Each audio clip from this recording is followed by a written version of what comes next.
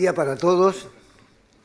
En primer lugar, tengan en nombre del Consejo Directivo de ADM una cálida bienvenida. La verdad que estamos muy orgullosos de la presencia de los economistas que tenemos, porque ellos van a hablar un poco sobre esta situación tan conflictiva que tenemos en la región y en el mundo, diría yo, ¿no? Con la guerra comercial, con los problemas que tenemos. De manera que a pocos días, digamos, de las elecciones nacionales, tenemos la presencia de tres prestigiosos economistas que van a analizar un poco la situación, la coyuntura económica, el futuro, las perspectivas, que espero que sean más claras y menos sombrías que lo que parece ser. A su vez, digamos, los tres economistas que están acá presentes, los invito a que van a recibir un cuadro, digamos, de un pintor nacional para señalar, digamos, la presencia de ustedes en este evento. Así que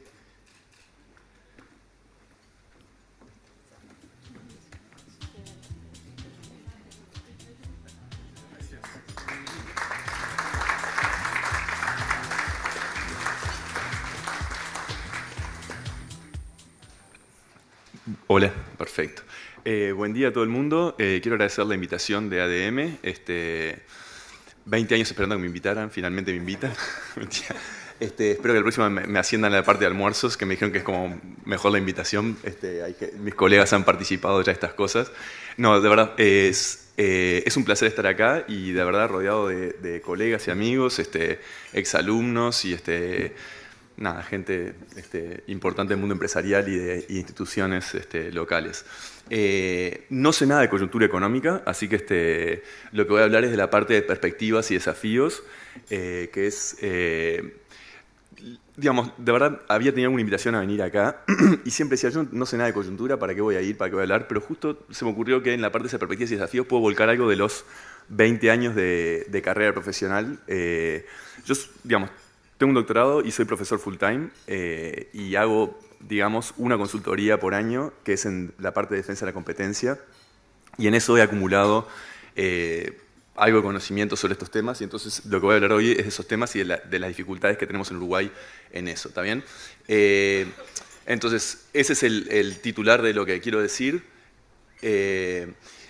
Y Uruguay tiene un problema serio de competencia, también tiene un problema serio de competencia, no solamente en la parte de si se quiere, de empresas públicas y monopolios legales, sino más en general en muchas industrias, ¿está bien? Y una parte, obviamente hay una parte natural que es por tamaño de mercado, digamos. Si ustedes, no sé si ustedes recuerdan cuando estuvo la fusión de Fábrica Nacional de Cerveza, que, digamos, a grosso modo acumula el 98% de las ventas de la cerveza del país. Una de las excusas cuando se compró Norteña y no se hizo nada al respecto fue que el tamaño eficiente de planta de una cervecería más o menos cubre el 60% de la cerveza del Uruguay. Entonces no tiene sentido tener dos empresas de cerveza de forma eficiente. ¿También? Entonces hay una parte natural que es por tamaños de planta. Eso justifica algo, pero hay otros problemas, digamos, que son mayores, ¿está bien? Los problemas más grandes son por fallas en la aplicación de la normativa en materia de defensa de la competencia, ¿está bien? Y regulaciones afines. O sea, esto es un dado, no hay mucho que podamos hacer, más que, si se quiere, dentro de quizás 50 años haber crecido y que el tamaño de mercado en varias áreas sea más grande, pero el principal problema es por fallas en la aplicación de la normativa. Entonces, aquí en Uruguay tenemos 4 agencias de defensa de la competencia, que son la URSEA, que es la que regula energías, que son nafta, el fuel oil en particular y la electricidad. También tenemos la URSEC, que es telecomunicaciones, los celulares, el cable e internet. Voy a hablar un poco de cada una de estas cosas, así que va a ser una especie de topadora o de torbellino de información. Si alguien me hace un gesto de suave, suave, yo voy más despacio. Después tenemos la parte del Banco Central que se ocupa de la competencia del sector financiero y después la Comisión de Promoción y Defensa de la Competencia que regula todo el tema de competencia en todas las demás áreas, ¿está bien? Entonces, lo primero que quiero decir es un tema gigante, ¿está bien? ¿Qué quiero decir con eso? Si uno piensa hoy en cómo se asignan los recursos en nuestro país, hay mucha asignación mala de recursos que surge por la parte de monopolios y por la no aplicación, monopolios u oligopolios, y por la no aplicación de las normas de defensa de la competencia, ¿está bien? Entonces, el ejemplo típico que tiene que pensar uno por qué son ineficientes los monopolios, no es porque se venda poco en realidad, o que los precios sean altos, porque eso podría ser ganancia para uno o pérdida para el otro. El problema principal es que hay cosas que cuestan $1 para producir, que se cobran $3, y que alguien que estaría dispuesto a pagar $2 por comprarla, y si yo quiero pagar $2 por algo y cuesta $1, sería razonable que se produjera, ¿se entiende? O sea, el monopolio ganaría plata, las cosas que se usan para producirlo son baratas, entonces ¿por qué no se produce? ¿Está bien? Entonces el principal problema de los monopolios es básicamente la asignación ineficiente de recursos. ¿Qué está haciendo nuestra sociedad con los recursos que se podrían estar usando para cosas útiles? ¿Está bien? Y si quieren, ya piensen de momento en la cantidad de molinos de viento que están, por ejemplo, en el mercado spot, que están apagados todo el tiempo porque el precio de la energía es demasiado alto. ¿Está bien? Entonces piensen en eso. Nosotros tenemos la capacidad de producir mucha energía, ¿está bien? Y no se produce en parte porque la tarifa es gigantescamente alta, ¿está bien? Entonces, eso es el tipo de cosas que quiero que piensen para ver por qué el problema es grande. Ustedes pueden decir, bueno, mira, capaz que son 3 sectores, 2 cosas chicas, y no es así, ¿está bien? Hay un trabajo muy importante, y hay una especie de líneas de trabajo muy importante, que dice básicamente que escuchen esto, el principal problema económico del mundo occidental, como lo conocemos, se debió a la defensa de la competencia. También no sé si uno piensa en la Gran Depresión, que fue una cosa espantosa, una década entera, Estados Unidos estancado y qué sé yo. Hay gente que dice que el problema principal de la Gran Depresión no fue la caída inicial de productos, sino todo lo que se tardó en volver a una senda de crecimiento razonable.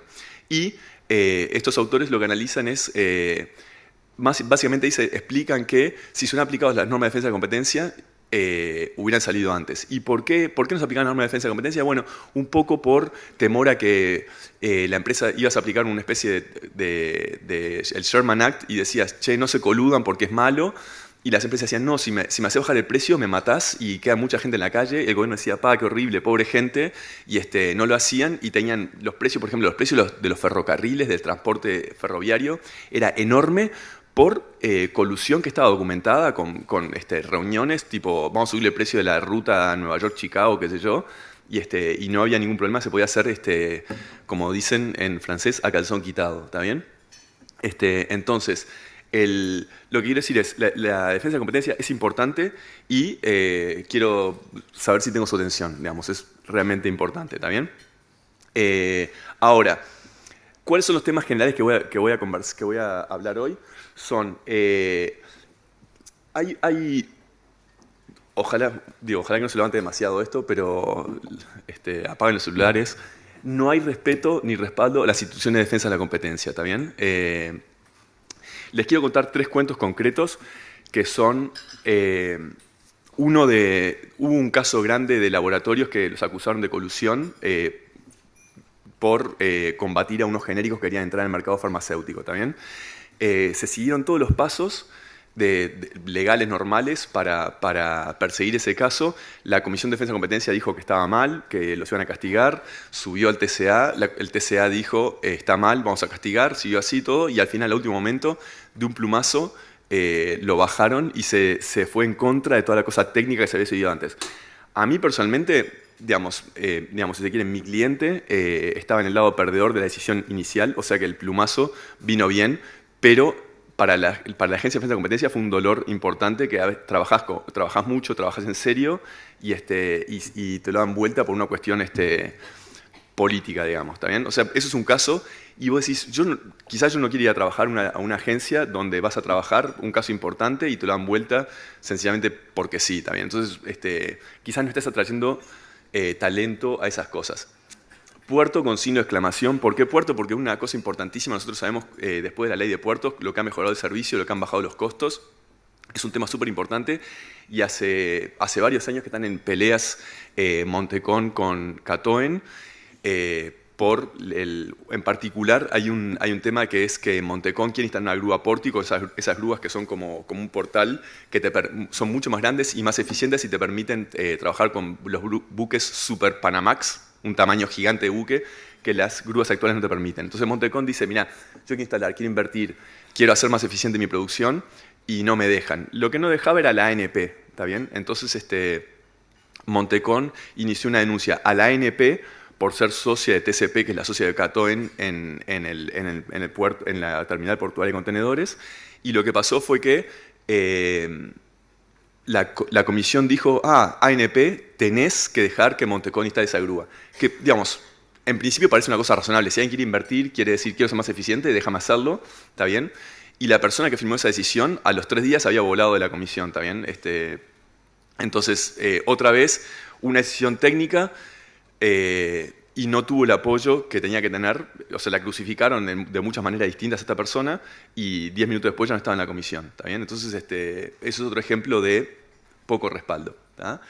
Y un caso, esto es tipo, todo eso está documentado, se sabe, está en la prensa, si lo quieren lo buscan, no estoy dando nombres de ninguna manera, pero esto último es un poco más, es más reciente y no es chimento, pero es así. Hay un muchacho que es muy bueno, que acaba de terminar el doctorado y sabe bastante de defensa de la competencia, ¿está bien? Y lo llamaron para la Comisión de Defensa de la Competencia, ¿está bien? Y si tú decís, voy a ir a la gerencia macro del Ministerio de Economía, o voy a ir a la unidad de deuda. Esos 2 puestos son puestos importantes y tienen gente buena, conocida. Esto lo voy a decir con nombres, son gente bien. Herman Camil, Cristian Daude, son tipos bárbaros, ¿está bien? Y son unidades importantes que la gente les da bola, ¿está bien? Para la defensa de competencia, que es como el mismo rango que estas cosas, lo llamó prácticamente el portero a este muchacho, el portero del ministerio, a decirle, che, no querés el puesto de defensa de competencia. No lo llamó el presidente y no lo llamó el ministro, ¿se entiende? Entonces, vos sos un tipo recién recibido, tenés un doctorado, tipo talentoso, podría haber sido una buena incorporación a la unidad de defensa de competencia y lo llamó, ya les digo, obviamente no es el portero, pero es alguien como de tercer orden adentro del equipo económico y gobierno. Entonces, son todas señales para alguien que dice, che, vamos a hacer defensa de competencia en serio en Uruguay, y mirás los antecedentes y no están buenos, ¿está bien? Eso como la parte institucional, antes de pasar a casos concretos y cosas que han pasado. También, esto que voy a decir son todas cosas públicas que están en los diarios, ¿está bien? Además de eso, o sea, eso es, ya digo, la parte institucional y eso. Pero además hay un tema importante que es que Uruguay no cree en la competencia, ¿está bien? Y hay un survey, una encuesta que se hace a nivel mundial, que se llama el World Value Survey, que lo que hace es preguntar las mismas preguntas en muchos países durante muchos años, ¿tá? Y hay una pregunta que preguntan si cree que la competencia es buena o es mala, y Uruguay es una maravilla. Uruguay está, el 8,5% de la gente piensa que la competencia es mala, ¿tá? Es el más alto de la región, y el 15% piensa que es buena, ¿tá? Que es el más bajo de la región. Argentina y Brasil tienen 26, por ejemplo, ¿tá bien? O sea, Uruguay no cree en la competencia. Entonces, vos decís, capaz que todo esto es un reflejo de lo que creen los uruguayos y nada más, digamos, y es como, no sé, digamos, podríamos estar liderando y decir, educando a la gente de, mira, la competencia es buena o lo que fuera, pero no está sucediendo. Estamos siguiendo quizás los gustos de los uruguayos, ¿está bien? Bueno, en parte por estas razones, en parte porque hay poca gente preparada en general y en parte porque los que violan normas tienen más poder que los que pierden. Es un clásico de economía, que es que si hay una empresa haciendo una cosa que joroba a mucha gente, en general la empresa tiene más fuerza que la mucha gente separada. O sea, si hay un monopolio que está cobrando 10 pesos de más por cada unidad que vende, a cada persona le importan poco los 10 pesos y no hace nada para movilizarse, y el monopolio tiene mucha fuerza para mantener su fuerza, ¿está bien? Entonces, está ese problema de coordinación de intereses, ¿está bien? Y entonces tenemos un problema de que no se aplica normativa de defensa de competencia, ¿tá? Este gráfico es de SEG, que ustedes lo conocen, y hoy quiero empezar a hablar voy a hablar de las 4 unidades que les mencioné. Quiero empezar por la Unidad Reguladora de Servicios de Energía y Agua, que es la URSEA, y la parte de ANCAP. Y si vemos, este gráfico ya les digo, es conocido, sale en la prensa una vez por mes, que es, si ustedes miran Uruguay, los costos de los combustibles, no veo nada, así que no sé si ustedes verán algo, pero tenemos 1,58 en la nafta, que es el más alto. Tenemos el gasoil, es 1,16, que es el más alto, 0,87, 0,94. Miren Paraguay. Paraguay es otra cosa, digamos. Supergases, supongo que es hogares, no sé si hay un otro, no sé qué usos tiene esto, digamos, esto es como residencial. Y después se fue el oil, que también es importante, 0,75, el más alto de la región, ¿está bien? Si miran acá, no voy a volver a esta gráfica, pero quédense con esta idea. Los combustibles somos los más caros de la región, salvo el gas, que estamos altos, pero no es una cosa comunal. Y después mira la tarifa residencial de electricidad, ¿está bien? 2.59, 193, 2.15, 125, 68, ¿está? Más alto de la región por lejos. Y después industrial, es alto, pero no es una cosa demencial, somos terceros en la región, estamos mitad de tabla, ¿está bien? Eso es, y voy a argumentar, por fallas en la defensa de la competencia. Eso es porque la URSEA no está haciendo su trabajo, ¿está? Esa es la comparación con la región. Y una cosa que la verdad que digamos, fue bastante doloroso, el año pasado, a mitad de año, cerraron 2 plantas de Saman en el este. Saman, en la industria arrocera se han perdido 600 puestos de trabajo en los últimos 2 años, ¿está bien? Y yo sé que los arroceros son muy buenos produciendo, ¿tá? Los rindes que sacan son impresionantes, aún para los insumos que ponen. O sea, los productores de arroz son realmente muy buenos, ¿tá? Y vos decís, ¿por qué es arroz Saman? Mirás, y lo que pasó fue que cayeron de 200.000 hectáreas a 100.000 hectáreas en un año, ¿está bien?, producidas de arroz, y cuando hablas con la gente, lo que te dicen es el costo del gasoil, el costo de la energía. No podemos producir con estos costos, ¿está bien? Entonces, lo que quiero decir es, hay cosas muy concretas del costo de energía, en este caso del gasoil, que hacen que cierren plantas, que es su empleo, y caiga la producción. Pasamos, ya les digo, 200.000 hectáreas a 100.000. Es muy fuerte la caída, ¿está bien? Y eso es costo de energía, y no sé si... A veces la gente dice costo del Estado, costo del Estado. Para mí, costo del Estado no sé qué es, una entelequia que desconozco. Yo sé que si la energía es cara, vos no podés producir, ¿está bien? Fuera de los impuestos, fuera de la cantidad de empleados públicos, fuera de todo eso, la causa directa... Una causa directa es el costo de la energía, ¿está bien? Entonces, SEG es la fuente, el arroz, y somos buenos produciendo, está todo eso. Ustedes me avisan si me faltó algo, ¿está bien?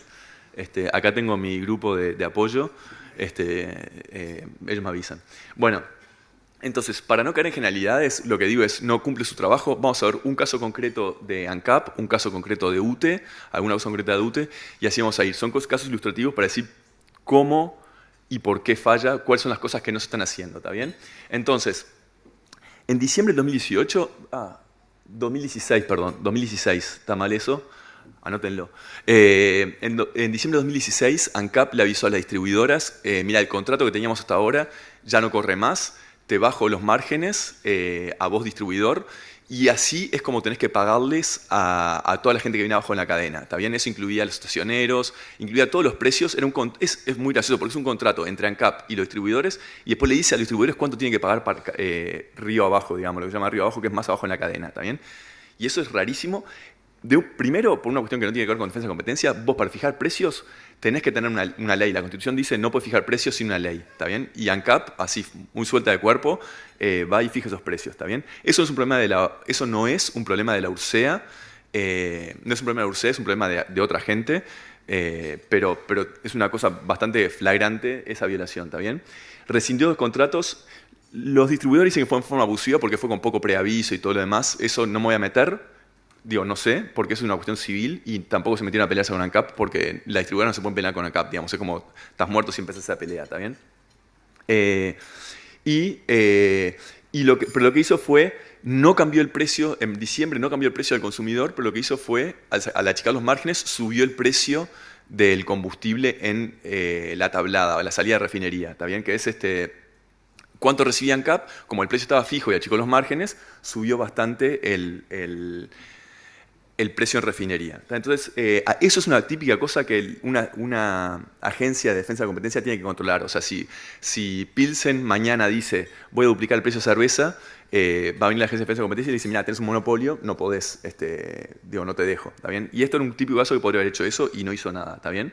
Y no tiene nada que ver con que lo denuncien por hacer eso, sencillamente lo hacen, y la URSEA podría haber ido de oficio a decir no podés hacer esto, ¿está bien? Entonces ahí se ve, esto es un gráfico, tiene fechas, está bien, ahí son fechas, y después es una especie de nube de puntos de cuánto era el porcentaje, cuán por arriba del PPI. El PPI es el precio para importación, o sea, el PPI es un precio de referencia que te dice, mira, si tú compras un buque lleno de nafta de Estados Unidos, lo traes a Uruguay, pagás todos los costos, qué sé yo, y lo pones en el mismo lugar a la entrada de Uruguay, como si fuera la refinería, ¿cuánto cuesta? ¿Está bien? ¿Cuánto costaría? Y vemos ahí que cuando en diciembre del 2016 tenemos que un salto de 25% por encima de lo que era el PPI. ¿Está bien? No sé, eso es para decir sencillamente, mira, la suba de precios fue abusiva y no tenía razón de ser. ¿Está bien? Eso es como sencillamente para decir, podrían haber intervenido, no hicieron nada. ¿Está? Eso fijo precios por volumen de vida, ya estamos. Fantástico. Eso es, como les dije, tengo 20 minutos. ¿Me queda nada? ¿Cuánto me queda? No. ¿3? Bueno, quiero hablar cosas de la UTE también, que es otro de las cosas gigantes del costo de energía en Uruguay. ¿Está bien? Uno de los temas que hay también, que es importante, es que las agencias no controlan que haya contabilidades separadas para las unidades de negocios de Antel y UTE, ni del Banco de Seguros, ¿está bien? Esas empresas tienen una unidad monopólica que está dada por ley, que es en ANCAP es la refinación, la importación, qué sé yo, pero ANCAP tiene otra cantidad de actividades que son competitivas, que deberían tener contabilidades separadas para que no haya subsidios cruzados. Lo mismo pasa con UTE. UTE tiene una parte de distribución, que es el monopolio, que es quien tiene los cables, y es natural que haya un solo set de cables, ¿está bien? Pero después la producción y otras cosas, UTE es competitiva y debería tener contabilidades separadas para que no haya subsidios cruzados como hay ahora, que es importante, les voy a contar, ¿está bien? El Banco de Seguros durante muchos años no presentó balances al Banco Central que debería presentar y nunca presentó. Y de vuelta, el Banco de Seguros tiene por ley el monopolio de seguros laborales y tiene subsidios, quizás tenga subsidios cruzados con otras actividades tipo seguros de autos y eso, y no sabemos si hay subsidios cruzados porque no presenta balances como debería. ¿Está bien? Entonces, eso es un tema importante que tampoco se hace el seguimiento de ese tema. ¿Está? Esto es un problema grande, que es UTE instaló mucha potencia sin permiso de ADME. ADME es una institución que se armó para ver el desarrollo del mercado eléctrico, y la UTE, obviamente con permiso de presidencia, pero sin la anuencia técnica de ADME, instaló una cantidad enorme de kilovatios y lo hizo a un precio fijo, fijó un precio y no hizo licitaciones, ¿está bien? Entonces se autofijó un precio alto, entonces UTE Distribución está subsidiando a UTE Generación, ¿está bien? En contra de un mercado competitivo. O sea, esa energía te podría estar proveyendo otra cantidad de gente que tiene los molinos apagados porque UTE está comprando a sí misma a un precio muy alto, ¿está bien? Y eso obviamente se pasa a tarifas, y el pasaje a tarifas también lo pagamos todos nosotros cuando pagamos la cuenta de la luz, ¿está bien? Por la instalación de esos parques y de parques privados, el costo de generación, el costo de abastecimiento de la demanda cayó de $90 por mega a 55.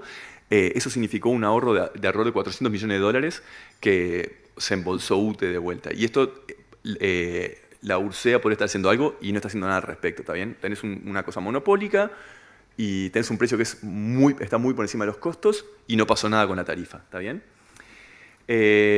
Bueno, y esto tiene que ver acá, esto es el costo de la generación hoy. En otros lugares está listando a $30 y Uruguay está pagando 121. Y piensen en lo siguiente, conozco gente que ha instalado un aparato gigantesco de riego, varios millones de dólares, y no lo prende porque bajó la soja y porque la energía es carísima. Si estuviera 121 podrían producir, regar. Este año fue justo muy lluvioso, digamos, pero otros años, está hace años instalado ahí, se está oxidando, se está amortizando y está apagado todo, porque el costo de energía es carísimo, ¿está bien? Entonces, ese tipo de cosas son en parte las que nos tienen frenados y que es un desafío a la productividad del Uruguay, ¿está bien? Y después hay otros problemas con exportaciones. No sé, ¿quién me está controlando el tiempo? Alguien que me frene. 2 minutos, gracias. ¿Está? Muy bien. Y después lo último es, con las comunicaciones, pasamos de la URSEA ahora a la URSEC, cosas concretas de vuelta. Es muy mala técnicamente, y no lo digo porque tenga como dice, ningún perro en esta pelea. Hacen cualquier... nunca interactué técnicamente con la URSEC, pero las decisiones que toman son espantosas. Y quizás sean muy buena gente, quizás saben mucho, pero por lo que sea, muy malas decisiones, ¿está bien? Es muy dependiente de lo que opina Antel, ¿está bien? A menudo mandan sus resoluciones a Antel para consultar qué opinan, ¿está bien? Que es como lo contrario de lo que debería ser una agencia de defensa de competencia. A menudo compuesta por ex jerarcas de Antel, muy a menudo. Entonces vos decís, ¿qué chance tenés de tomar buenas decisiones en esa área? ¿Está bien? Hay 2 cosas que te rompen los ojos. Uno es cuando bloquearon que Claro pusiera fibra óptica, ¿está bien?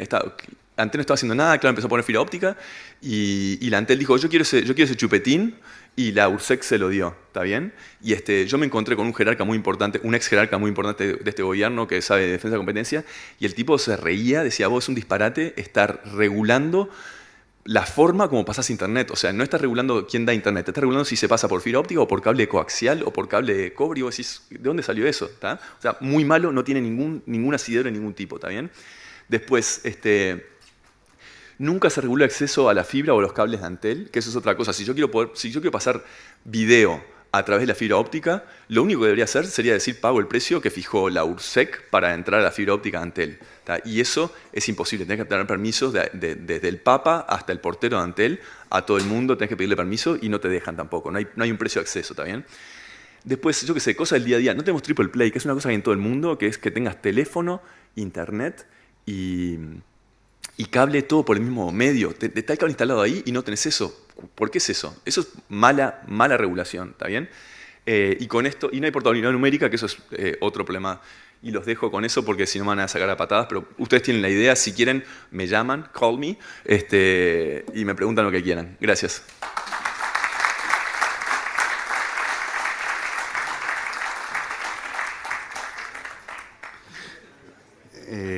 Muchas gracias a la directiva de ADM por la invitación.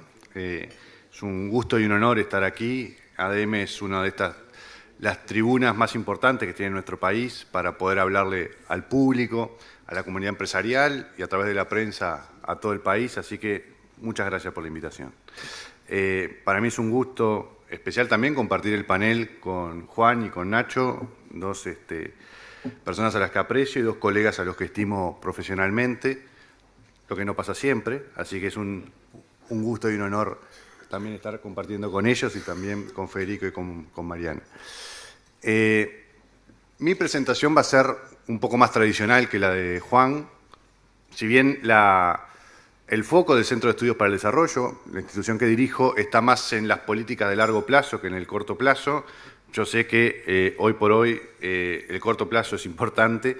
Hay cuestiones de la coyuntura internacional, regional de nuestro país que son acuciantes y a las que hay que referirse, así que me voy a referir primero al contexto internacional, luego a temas de la coyuntura de nuestro país, luego voy a pasar al tema medular de la coyuntura del corto plazo, que es el tema fiscal y vinculado a eso tema competitividad, y algo más sobre el largo plazo, que ahí sí es los temas que nosotros trabajamos más, y voy a irme echando en estos temas algunas de las investigaciones que hemos estado haciendo en el centro el año pasado y este año, que creo que pueden aportar alguna información valiosa.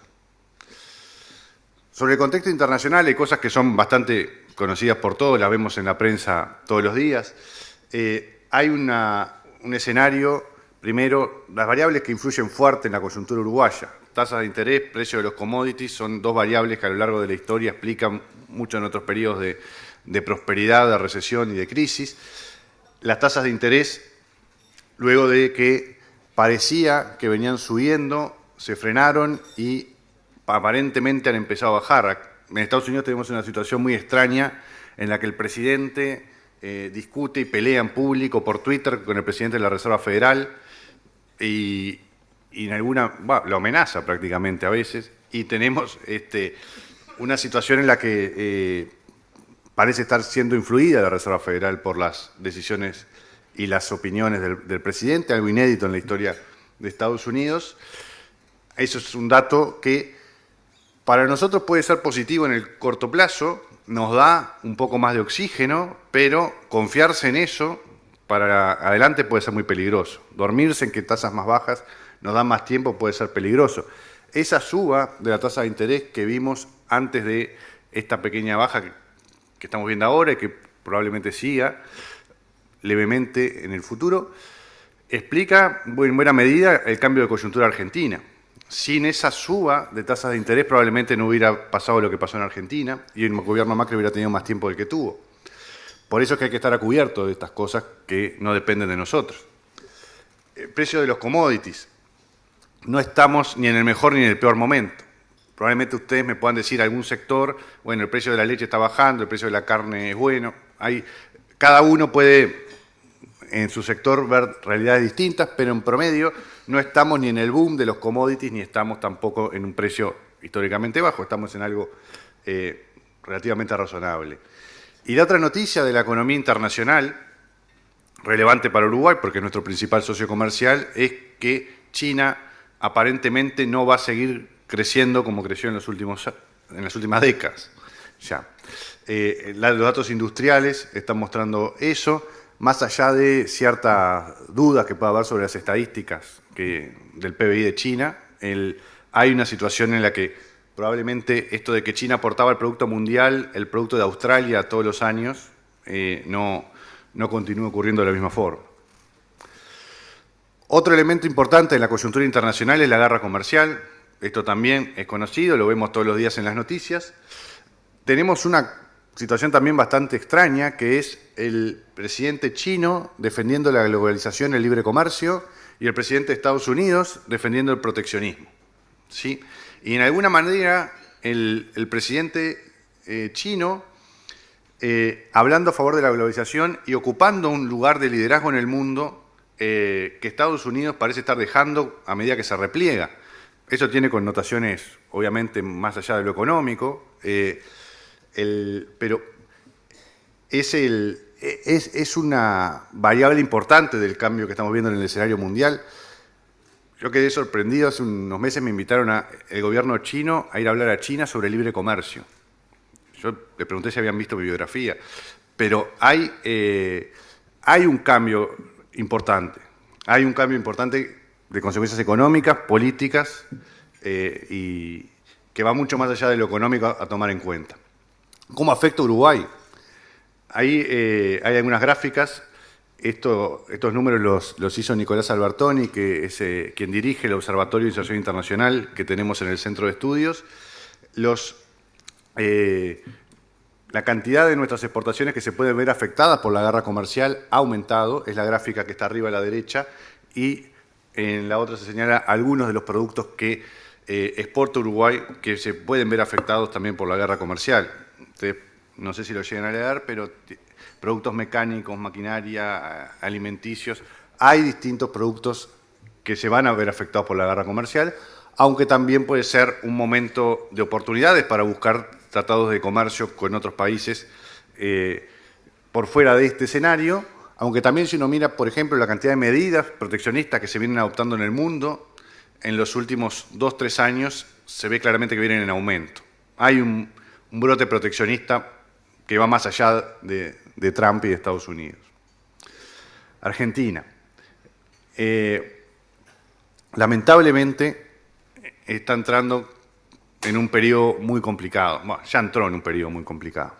A partir de las elecciones, las PASO, las elecciones internas, que en el problema de diseño institucional que tiene Argentina, actuaron como una elección nacional prácticamente, y ya estamos casi que en un gobierno de transición, en que está tomando medidas de cortísimo plazo.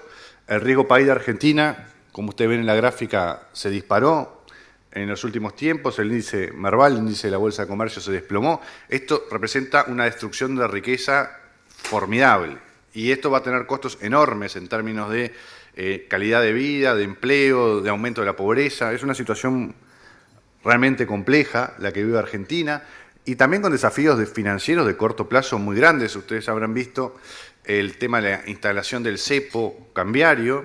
Es una de las medidas positivas de Macri al principio de su gobierno, y ha sido que levantó el cepo cambiario que había dejado el gobierno anterior. Ahora termina nuevamente con un cepo cambiario.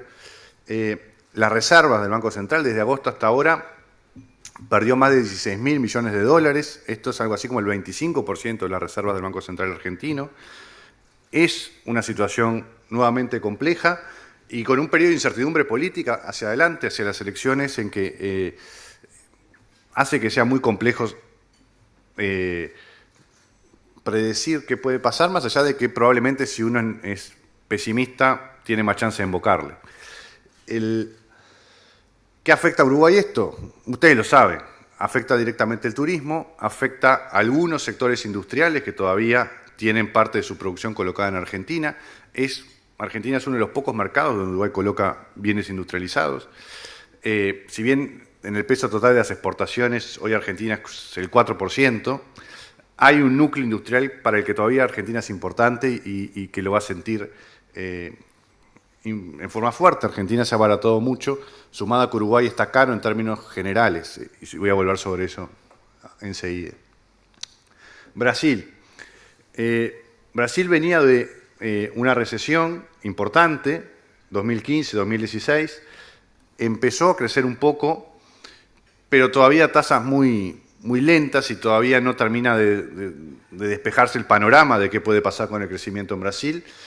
El tema fiscal, todavía sigue habiendo problemas fiscales en Brasil, aunque la perspectiva es que pueda mejorarse. Estos números son estimaciones y proyecciones del Fondo Monetario sobre la economía brasilera. Y un gran tema que está por verse qué pasa, que es el paquete de reformas estructurales que quiere implementar Bolsonaro y en particular su ministro de Economía. En la medida en que un paquete de reformas que tiene que ver con la seguridad social, reforma del Estado, gasto público, en buena medida también apertura al mundo, que eso ya lo estamos viendo, ¿no? Este Brasil aperturista es algo que era difícil de ver, de creer que pasara, con lo fuerte lobby proteccionista que hay en Brasil, y sin embargo hemos logrado firmar el Tratado Mercosur-Unión Europea con los otros países de Europa, y quizás se logren firmar algunos más. Eso es un cambio, eso es positivo para Uruguay. Nosotros tenemos que tratar de, cuando se pueda, cuando esté disponible el documento y cuando lo apruebe la Unión Europea, ratificar el tratado lo antes posible y meternos a colocar los productos antes que nuestros países hermanos para poder aprovechar esta situación. Ahí hay un gran punto de incertidumbre. ¿Bolsonaro podrá instrumentar el paquete de reformas estructurales? ¿Sí o no? Ahí es el tema hoy que está en duda, con también los fuertes componentes de incertidumbre política que tiene Brasil. Uruguay. Esta imagen es bien gráfica de las distintas etapas que hemos vivido en los últimos años, ¿no? El periodo de crecimiento fuerte, 2004-2014, el periodo en que las variables internacionales eran positivas, el rebote de la crisis del 2002, buenos precios de los productos de exportación, tasas bajas de interés, todos los planetas alineados a nivel de la coyuntura internacional para que Uruguay pudiera crecer, y una política macro en términos generales en Uruguay relativamente razonable, sobre todo si uno lo compara, por ejemplo, con Argentina. Probablemente el gran mérito de la política económica de Uruguay de estos años haya sido no hacer locuras que frenaran este proceso. Ahora, el proceso de crecimiento de Uruguay de esta década, si bien es excepcional en la historia de Uruguay, para encontrar un periodo parecido hay que ir 70 años para atrás, o sea que es excepcional, pero no es excepcional en términos de la comparación regional. Muchos países de América Latina crecieron en forma similar durante esta década. Los que incluso al principio hasta Argentina y Venezuela crecían con esta coyuntura, ¿no? Hay una alineación de variables que fue muy positiva en general para la región. Luego, en este quinquenio, el que abarca este periodo de gobierno, la situación es bien distinta, ¿no? La proyección nuestra para este año es que la economía va a crecer medio punto, y eso completa un quinquenio creciendo un promedio de 1,3%, que tiene algún componente, más allá de la discusión de cómo se mide el producto, hay un claro enlentecimiento de la economía, y si uno mira otros datos de la realidad, como el mercado de trabajo, inversión, exportaciones, es más sintomático de estancamiento que de crecimiento, ¿sí? La inflación, ustedes este dato también lo conocen, ha estado sistemáticamente por encima del rango meta que fija el Banco Central, salvo en el periodo en que el dólar estuvo bajando, y eso permitió que durante un tiempo entrara en el rango meta, luego en los últimos años ya se volvió a salir. Y este es un tema que a veces pasa medio desapercibido, pero que también es muy importante. En términos comparados, Uruguay hoy tiene una inflación alta, en términos a nivel internacional. Dejando de lado a Argentina y a Venezuela, que se cayeron del mapa, La inflación hoy en el continente es 2-3%. Miren la inflación de Chile, Colombia, Perú, Ecuador, Bolivia, están en el promedio de 3%. O sea, no es que nos quedamos contentos porque la inflación está en un dígito y porque el Banco Central, cuando se acerca a 10, toma medidas excepcionales y logra que no pase de esa meta. En los hechos es importante que tenemos una inflación que a nivel internacional es alta, que el Banco Central no logre cumplir sus metas de inflación, porque hay un tema de credibilidad de la institución, y porque ya hoy por hoy resulta difícil de explicar en el mundo por qué tenemos una inflación que no es razonable. En otras épocas, hace 20 años, la inflación era un problema mucho más grande en todo el mundo. Hoy casi todos los países han logrado solucionar este tema y es un tema en el que Uruguay tiene un debe. El mercado de trabajo ha tenido una evolución coincidiendo con este periodo, de este quinquenio del lentecimiento de la economía bastante negativo. La tasa de desempleo ha venido aumentando pese a que hay menos personas buscando trabajo. A lo largo de estos 5 años uno ve que cada vez hay menos personas que buscan trabajo y a pesar del fuerte componente de aumento de empleo público. El gráfico de abajo a la derecha es el crecimiento de la cantidad de empleo público. Entonces, si hay casi 70.000 puestos públicos más y hay menos gente buscando trabajo, es especialmente preocupante que esté subiendo igual la tasa de desempleo a un nivel que ya está claramente en promedio arriba del 8%. Estamos llegando, probablemente este año estemos redondeando una cifra en la que desde el pico hasta ahora vamos a estar perdiendo algo así como 70.000 puestos de trabajo. Y eso no parece que se vaya a frenar, no vemos que pueda cambiar esa tendencia, porque cuando uno analiza los componentes del crecimiento, uno sigue encontrando que la inversión privada sigue cayendo, ahora el consumo también está en problemas y este año quizás la que nos dé una buena noticia sean las exportaciones, pero vamos a esperar a ver cómo cierra el dato del año. Ahora sí, el desafío fiscal, que me parece que es el principal tema de la coyuntura, visto desde los temas macro. El déficit fiscal ha venido aumentando en forma preocupante. Si uno mira a mitad del primer gobierno de Vázquez, 2007, se había alcanzado un equilibrio fiscal. Y a partir de ahí, más allá de algún ciclo electoral que siempre tiene el componente del déficit y el gasto público en la historia de Uruguay, se encuentra una tendencia muy clara y muy preocupante al aumento del déficit, ¿no? Pasamos a 1 y pico, 2 y pico, 3 y pico, hoy estamos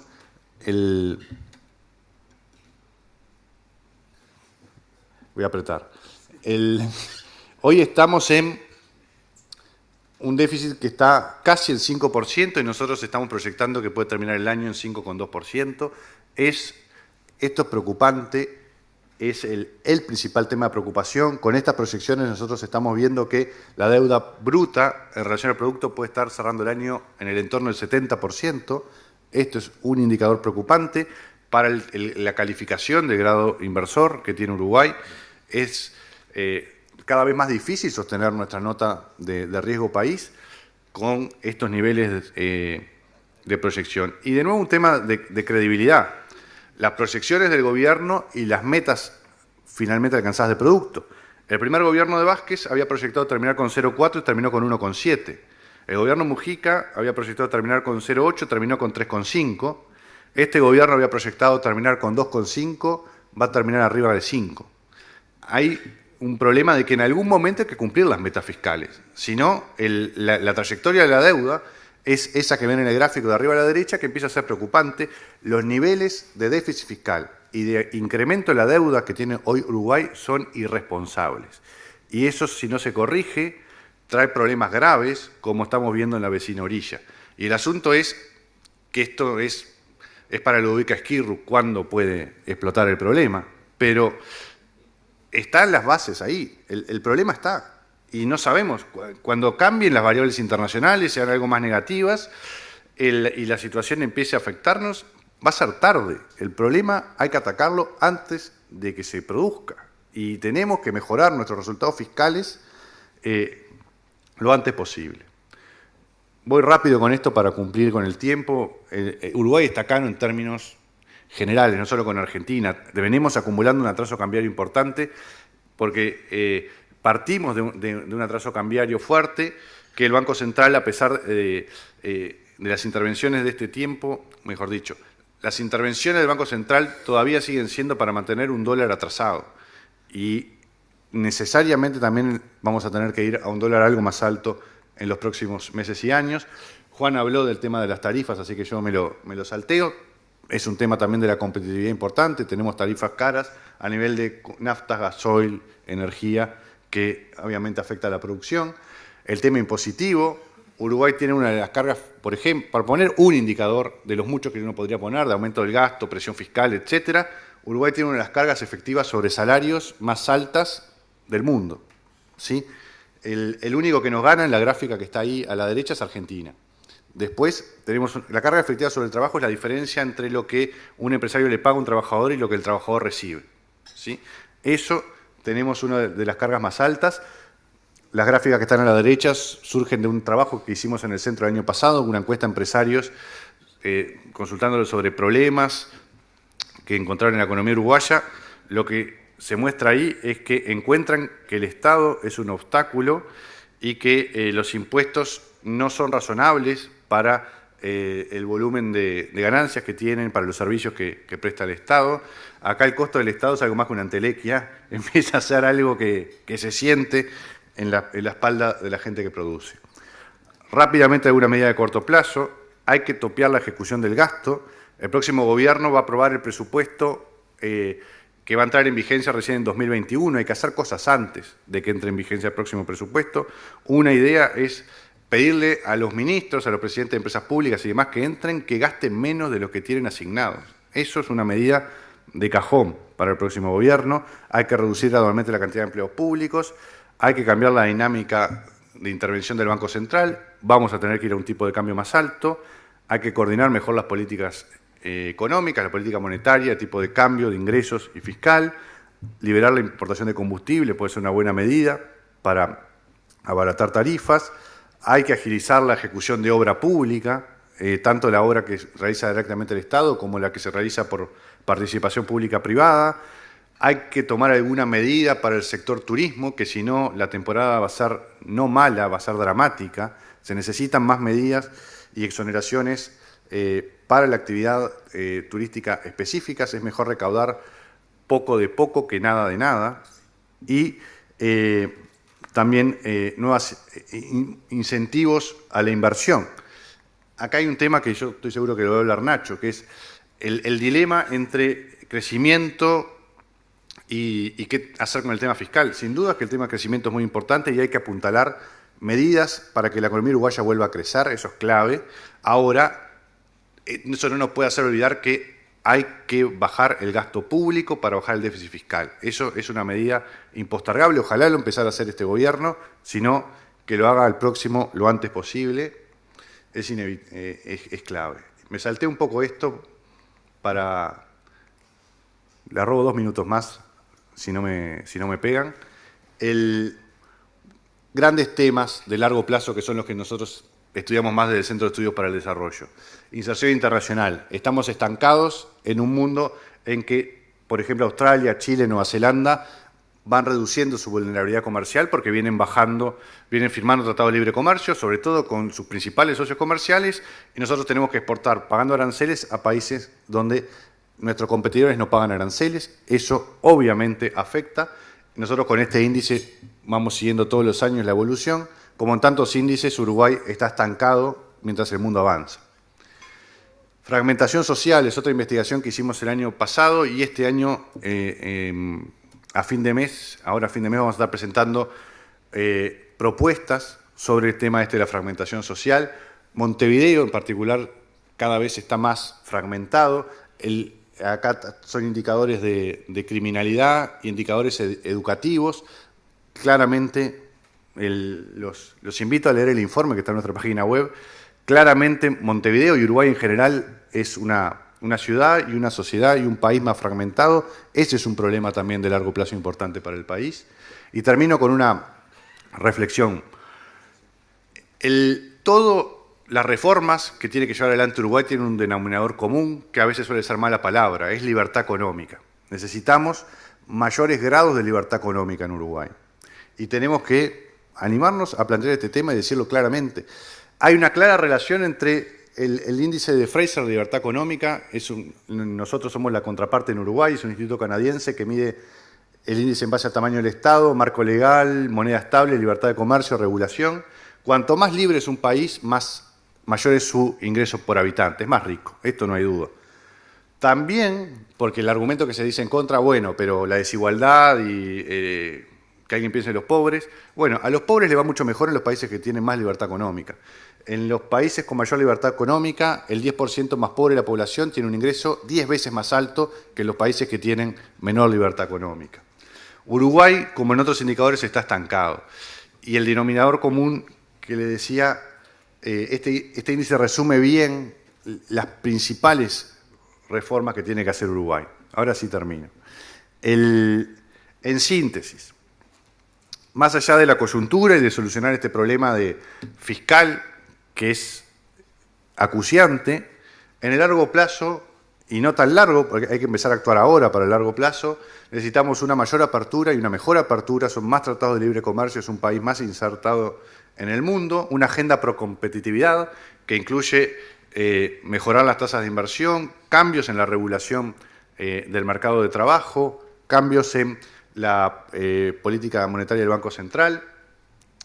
En general, en las tarifas públicas necesitamos revertir el problema de competitividad que tiene el país y un tema sobre el que yo no puedo opinar demasiado porque no conozco el tema, pero sí sé que es necesario una reforma educativa que haga que la educación, Uruguay era de los países con mejores indicadores de educación en América Latina, hoy estamos de la mitad de la tabla para abajo, eso es además de una vergüenza, es un problema que afecta al crecimiento económico y la cohesión y la fragmentación social que veíamos en el gráfico. Nuestra educación amplía la diferencia de ingresos de las personas en vez de achicarla, es un caso de estudio por lo perverso que termina siendo. O sea que en esta serie de reformas cuyo denominador común es la libertad y en particular la libertad económica, entiendo yo, y es el trabajo que venimos desarrollando del Centro de Estudios para el Desarrollo, están las reformas estructurales que Uruguay necesita y que tiene que instrumentar si queremos volver a crecer y si queremos ser algún día un país desarrollado. Gracias.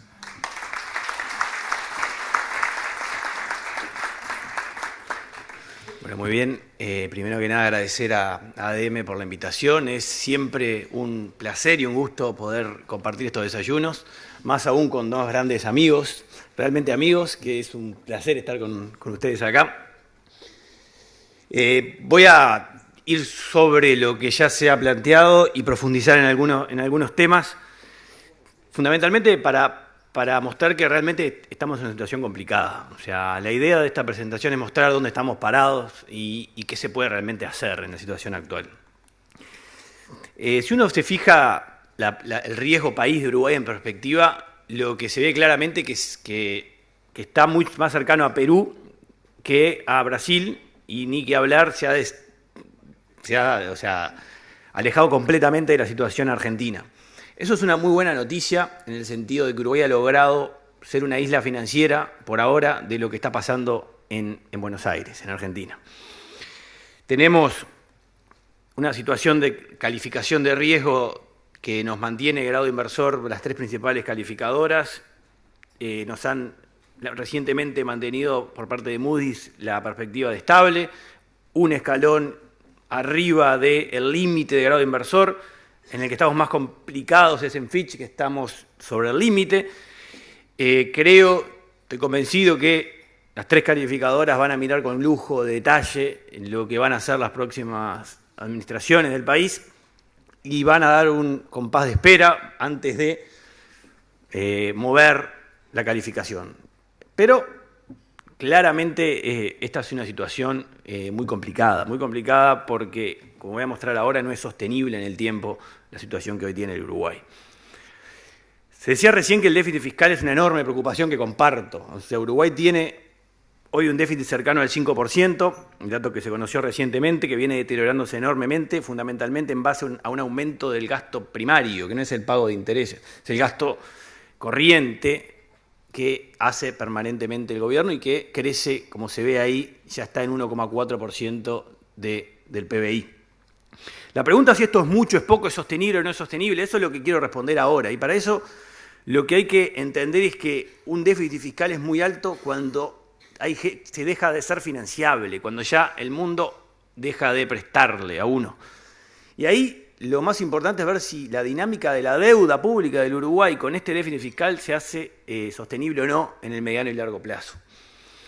Para definir la dinámica de la deuda hay 3 variables esenciales. Una es la tasa de interés. Ahí tenemos una buena noticia. Yo creo que si uno se fija las perspectivas actuales con respecto a lo que teníamos hace un año atrás, han mejorado, eso hay que tenerlo claro.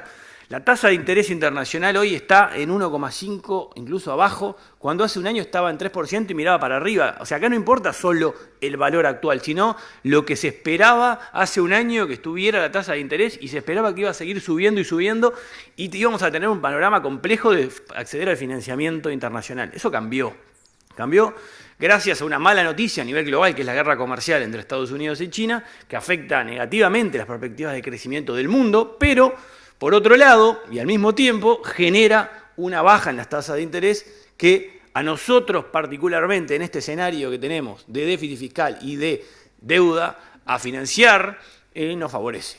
Hay que tenerlo claro. O sea, se nos abre una oportunidad relevante para tomar acciones críticas para que la dinámica de deuda se vuelva sostenible. Hoy tenemos una dinámica que, como muestra este gráfico, si no se hace nada, no se sostiene. En 5 años la deuda se acerca al 100% del PBI. Si se mantiene la situación fiscal actual, este escenario está planteado con un déficit del 5% sostenido en los próximos 5 años y un crecimiento como el actual, nulo. O sea, sin crecimiento del PBI y con un déficit fiscal del 5%, nos vamos a un nivel de deuda mayor que el de Argentina. Ahí se comparan los niveles de deuda de Perú, de Colombia, de Brasil. Hoy Uruguay está entre Colombia y Brasil con un 70% de deuda.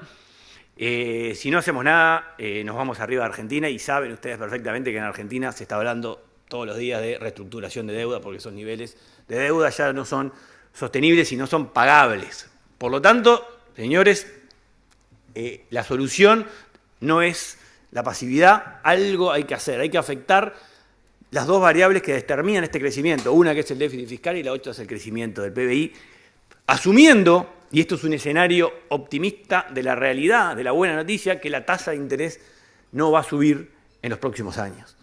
Si no, todo empeoraría, o sea, sería incluso bastante más empinada esta suba de la deuda. Un primer escenario que les quiero mostrar es el escenario de ajuste fiscal. Un ajuste fiscal fuerte en el cual se reduce 1 punto por año el déficit fiscal, sería durísimo al estilo de lo que intentó hacer Argentina en los últimos 2 años y llegaría al equilibrio fiscal en el 2024 y la deuda, como se ve ahí, la dinámica de la deuda se estabiliza en el entorno del 80%. Una dinámica media perversa porque con este ajuste fiscal es muy difícil que el crecimiento se retome. Es más, o sea, acá está asumiendo un crecimiento 0 para el año 2020 a pesar de UPM, porque los puntos de crecimiento, tengámoslo claro, que va a aportar UPM y el Ferrocarril Central al Uruguay, pueden no ser compensados porque el resto de la economía siga en caída o en recesión como está ahora. O sea, no es que vamos a crecer 2% como si nada el año que viene, no. Va a haber que hacer cosas para poder crecer el año que viene 2% para que el resto de la economía que no es UPM no se hunda en una situación de bajísimo nivel de competitividad. Hay otro escenario que yo creo que es más realista de poder cumplir, que es un escenario en el cual el déficit fiscal se va reduciendo paulatinamente y llega a 3 al final del próximo periodo, todos los años se va reduciendo. Este es un déficit que ahora vamos a ver cómo se podría ir concretando, es muy complejo también hacer este ajuste fiscal, pero es un ajuste de 2 puntos en todo el periodo y con un crecimiento del 3%. Si Uruguay logra tomar medidas críticas pro crecimiento para que la economía crezca 3% en los próximos 4 años. Bueno, ahí la deuda también converge hacia el 80% y se mantiene en un nivel sostenible incluso por debajo del escenario de ajuste fiscal abrupto y brusco. Acá la clave es entender, bueno, ¿y qué se puede hacer para cumplir con este escenario, ¿no? O sea, hacer estas dos cosas que al mismo tiempo, ajustar el déficit y a su vez generar incentivos para que la economía crezca. Bueno, lo primero, vamos a empezar por el déficit, que las dos son tremendamente complicados, eso es lo que hay que tener claro. O sea, la situación es crítica, no estamos en una situación simple, extremadamente complicado. Empezando por el gasto, o sea, se habla mucho del gasto. Lo primero que hay que mostrar es el contraste entre la administración Mujica y la administración que está terminando. El gasto público en términos reales creció 40% en el gobierno de Mujica y creció 8%. O sea, ya hubo un ajuste importante del crecimiento del gasto. Hubo un esfuerzo grande para que el gasto no siguiera creciendo a las tasas que venía creciendo. Un ajuste que fue bastante doloroso para algunos rubros del gasto, como por ejemplo las inversiones. Si uno se fija rubro a rubro qué pasó en este gobierno con el gasto público, las inversiones están 30% abajo, la inversión pública, de lo que estaba cuando asumió el gobierno en términos reales.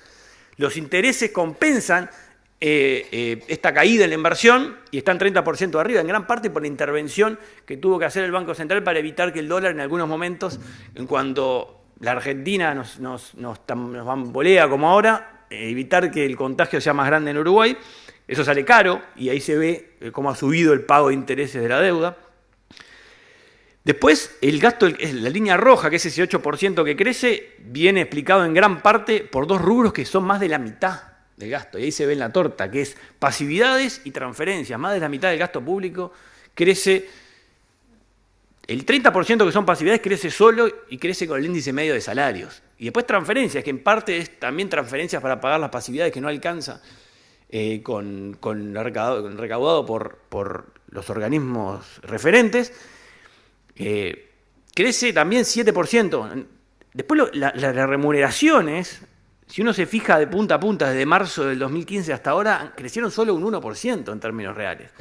Por lo tanto es complejo el tema, porque estamos hablando de que es el rubro que en principio se podría dejar de contratar y hacer contratación cero en los próximos años, pero estamos hablando que es un 16% del gasto total y que ya en el último quinquenio en términos reales casi no creció. Entonces, el ajuste es muy complejo, muy complicado. Gasto de funcionamiento creció 4%, se podría seguir intentando por ahí. La realidad, y esto es lo que sinceramente se puede decir para alguien que está fuera del gobierno, es que no se puede determinar a priori si uno no está metido adentro dónde es que se puede recortar, pero se puede. Pasa que hay que entrar, hay que mirar, es como pasa cuando uno que está en el sector privado permanentemente hablando con empresarios de todos los rubros, le dicen, bueno, la empresa, dice el gerente general de turno de una empresa, ya no puede hacer más ajustes sin afectar la calidad de los servicios. Bueno, cuando cambia el gerente general, se ve que se podían hacer nuevos ajustes sin afectar la calidad del servicio y me ha pasado más de una vez en el sector privado. Por lo tanto, creo que para poder definir cómo hacer este ajuste que hay que hacer, hay que agarrar primero la situación, hacer un inventario de cómo va a quedar y recién ahí se va a poder decir a ciencia cierta por dónde se puede recortar. No es algo que se pueda mirar en los números que se publican por parte del Ministerio de Economía. Hay que tomar el caballo y fijarse en detalle qué hay y qué no hay, levantar todas las piedras y ahí recién determinar lo que va a ser necesario, que es una reducción del gasto. Después está el tema del crecimiento, que es muy complejo. O sea, si uno se fija el crecimiento del PBI oficial que tenemos, hay un estancamiento oficial, le llamo yo, que es el que presenta el Banco Central, que ya tiene 3 trimestres. O sea, no hay crecimiento en el Uruguay hace 3 trimestres. Si uno se fija el PBI ajustado, como nos gusta ajustarnos a nosotros, que es hacerlo como lo hace el Banco Central de Chile, por ejemplo, que calcula en vez de a precios del año 2005, como lo tenemos en Uruguay, a precios de todos los años encadenado. De hecho, se puede entrar en la página, Uruguay lo podría hacer, si Uruguay quisiera, con los datos actuales, podría postrarlo como lo hace Chile y evitar distorsiones enormes que tiene hoy el PBI uruguayo por algunos precios que han crecido mucho, fundamentalmente telecomunicaciones. Lo cierto es que el estancamiento oficial, que digo hace 3 trimestres ya está preocupando mucho, en términos de la metodología que se usa en Chile, sería un estancamiento ya de 5 años. O sea, el PBI no crece, la actividad económica no crece en el Uruguay bien medida hace mucho tiempo, y esto lo vamos a saber cuando se publiquen los datos revisados que ya anunció el Banco Central que va a ser antes de el 2020, o sea, probablemente entre las elecciones y el próximo gobierno. El tema que es muy difícil, imposible que haya salida de este estancamiento sin inversión. Y más allá del PBI que se quiera mirar, el oficial, el revisado, los datos de inversión muestran, y los oficiales, ¿no?, en la metodología actual, que tenemos una caída permanente de la inversión privada desde el 2012 hasta ahora, llegando a niveles que están en el entorno del 9% del PBI de inversión privada, similares a los que teníamos en el año 2005. O sea, todo el boom de inversión se fue, y no es que en el año 2012, 2013 teníamos niveles de inversión extraordinariamente altos que no eran sostenibles porque habían venido la planta de celulosa, la energía eólica. Es verdad que estaba todo eso, pero es verdad que estos niveles de inversión son los que tienen los países como Chile que generan un crecimiento sostenido en el tiempo. Entonces no nos engañemos y no pensemos que en aquellos años 2012, 2013, 2014 era una inversión que no era normal. Es verdad que era alto para el Uruguay, pero es lo necesario para poder crecer. Por lo tanto, los niveles actuales no alcanzan para sostener un crecimiento. ¿Y cómo impulsar esta inversión? Si uno se fija históricamente, el Uruguay ha tenido claramente olas de inversión privada. Hoy estamos, como les decía, en niveles de inversión baja, no de los peores, hay obviamente barras más bajas, pero estamos en niveles del entorno del 9%. Deberíamos tratar de llegar a donde estábamos, niveles de inversión alta del entorno del 13%. Voy a hacer un análisis ahora de por qué la inversión es tan baja. Y es muy simple, es un análisis de rentabilidad privada para invertir. Y ahí voy a hacer un análisis bien simple de costos e ingresos de cualquier emprendimiento en general del país. Si Uruguay fuera una empresa, hoy tiene un nivel de inversión del 9,1%. ¿Cómo se explica esto? Y bueno, obviamente tenemos combustibles, como decían Juan y Hernán, altos. Esto claramente chupa rentabilidad. Tenemos salarios que están 28% arriba del promedio histórico de, si uno agarra desde el 80 hasta ahora, hoy tenemos salarios que pagan las empresas, si uno lo mira al lado de los costos, que están casi un 30% arriba de ese promedio. Pero tenemos, afortunadamente, y esto es el dato promedio del 2008, esto está bajando, financiamiento barato. Entonces, este combo es importante tenerlo en claro, porque sí tenemos luz roja por el lado de los costos salariales y costos de combustibles, pero tenemos luz verde todavía y se prolonga esa luz verde, por suerte, por el lado del financiamiento externo para, por ejemplo, adquirir bienes de capital para producir y cualquier tipo de inversión. Por el lado de los ingresos tenemos una situación que, como también decía Hernán, los precios de los alimentos no están en los niveles bajos, no están en los niveles récord históricos que ahora voy a mostrar, pero están 21% arriba del promedio desde el 80 hasta ahora. Lamentablemente no ayuda, y atado con lo que mostraba Juan hoy, la facilidad para hacer negocios. Este es el indicador que calcula todos los años el Banco Mundial, que analiza todas las regulaciones y problemas y complejidades y sobrecostos que hay que pagar en el Uruguay para invertir y para salir adelante con una inversión. Estamos 50 en 100, o sea, a la mitad de tabla en el mundo. O sea, hay 50% de los países del mundo que facilitan a la inversión mejor que en el Uruguay. Bueno, eso es por el lado de los problemas para generar inversión, algo que naturalmente hay que atacar. Es un lujo que no nos podemos dar. Y tenemos aranceles que están para generar nuestros ingresos de exportaciones casi 6% arriba del equivalente en Chile. O sea, tenemos un 6% de sobrecarga arancelaria con respecto a una empresa similar instalada en Chile.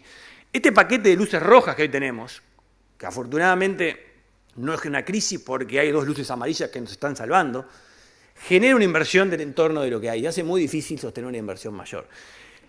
Que es un combo un poco distinto al que teníamos en el 2005, donde la inversión era más o menos similar, de 9% del PBI. ¿La gran diferencia cuál era? Y bueno, en aquel momento los salarios estaban 17% abajo del promedio histórico, por lo tanto el costo salarial era mucho menor, era mucho más fácil atraer inversión cuando el costo salarial era tan bajo. Entre las dos situaciones de igual inversión, naturalmente preferimos la actual, o sea, preferimos que puedan pagar los salarios y el nivel de vida que hoy existe en Uruguay. Era mucho más fácil lograr atraer inversiones con los salarios deprimidos como estaban en el año 2005. Pero también cuidado que en el año 2005 no lograbas un mayor crecimiento de inversión porque el financiamiento externo era más caro y los precios de los alimentos estaban un 13% abajo de los promedios históricos desde el 80. El dato de facilidad para hacer negocios no estaba disponible para ese año, pero los aranceles se mantenían similares, o sea, Uruguay nunca tenía. Ahora, la pregunta que yo me quiero hacer es cómo ir para el equilibrio superior, o sea, de una inversión. Bueno, el otro equilibrio negativo era en los 80, que también tenía tarifas elevadas, tenía salarios 14% abajo del promedio, carísimo financiamiento externo y precio de alimentos bajos. Ahí sí que era muy complicado atraer inversión en ese combo. Pero los combos positivos, los del 2014, ¿cuál es el gran cambio por lo cual en el 2014 Uruguay podía traer 13% de inversión total, tanto extranjera como doméstica, y hoy solo puede traer 9%? Y bueno, los salarios eran un poquito más bajos, pero seguían estando en el 2014 un 20% arriba del promedio histórico. El financiamiento era similar al actual, pero tenías precios obviamente de alimentos y de commodities 50% arriba de los niveles históricos. O sea, ese sobreprecio internacional es lo que permitía hacer rentable la inversión en el Uruguay, dándose lujos como tener esto de malísima ubicación en el ranking internacional de facilidad para hacer negocios y tener tarifas elevadas. Esos dos luces rojas que están ahí abajo, esos dos lujos, ya no se los puede dar el Uruguay porque no hay margen. O sea, al no haber este margen de precios, hay que atacar esas situaciones, que es justamente lo que Juan mencionaba en su presentación. Esos problemas regulatorios no nos podemos dar más. Son parte de lo que decía Hernán, de reformas que el país necesita hacer para bajar estos indicadores, para mejorar la facilidad de hacer negocios y permitir que la inversión vuelva. Porque hoy tenemos oportunidades de atraer inversión, ni que hablar de argentinos. O sea, ¿pero qué tenemos hoy para ofrecerle a un argentino que quiere venir a invertir al Uruguay porque su país está colapsando? ¿Qué tenemos para ofrecerle a un inversor internacional que no ve retorno en su inversión con tasas de 1,5% libre de riesgo?